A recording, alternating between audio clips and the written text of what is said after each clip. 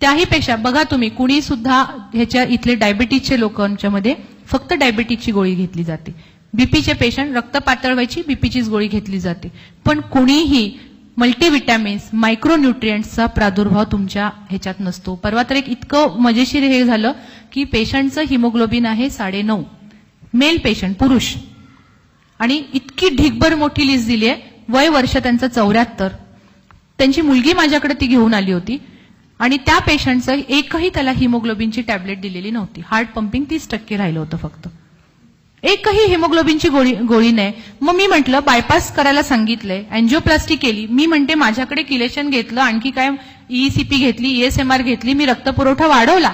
अरे पण जोपर्यंत ऑक्सिजन कॅरिंग कॅपॅसिटीज वाढणार नाही तर त्या ऑपरेशनचा काही उपयोग आहे का? जर हिमोग्लोबिनच कमी असेल तर ऑक्सिजन कॅरिंग कॅपॅसिटीज कमी आहे.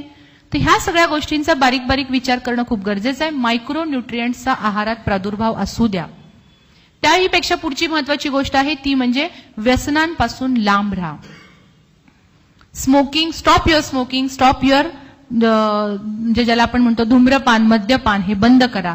आणि त्याही पेक्षा अतिशय महत्वाची गोष्ट आहे ती म्हणजे मानसिक ताणतणावाचं व्यवस्थापन करणं. ही एक कला आहे, आर्ट आहे, आणि ही कला ही शिकून घ्या. मानसिक ताणतणावाचं व्यवस्थापन करण्यासाठी मी 3-4 गोष्टी सांगते.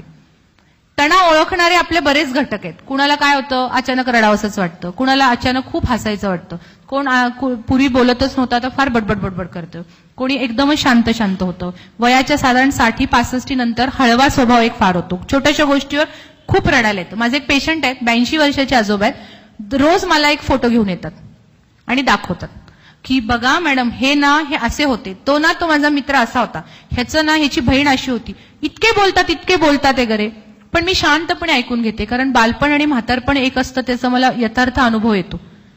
की जसं लहान मुलं म्हणतात ना, बघ ना, हे बघ ना, तसंच ते काका मला सांगत असतात. पण हळवं मन होत असतं. काहींना झोप येत नाही, काहींना पोटातच सारखं दुखत असतं, अचानक अंग सारखं दुखण्याची हे होतात, खूप खूप लक्षणं असतात. सगळ्यात पहिली ट्रीटमेंट असते ती म्हणजे तणाव ओळखायला शिका. बरेच जण डिनाय करतात, हे मला काही नाही, मी मॅनेज करू शकतो, हे मला काहीच होऊ शकत नाही, मी असंच हे करतो. पण आतमध्ये कुठतरी डीप डीप डीप त्यांच्यामध्ये एक विचारसरणी सुरू असते. पहिलं तणाव ओळखायला शिका. पहिलं try to face that problem. Maximum try to face that problem. पहिलं ओळखा, नंतर फेस करा, आणि नंतर ओळखा काही उपयोग होत नाही, neglect that problem. Neglect that problem. आपल्यापेक्षा जगाच्या जीवापेक्षा जगात काहीही श्रेष्ठ नाहीये. Neglect that problem. लहानपणी वडील म्हणायचे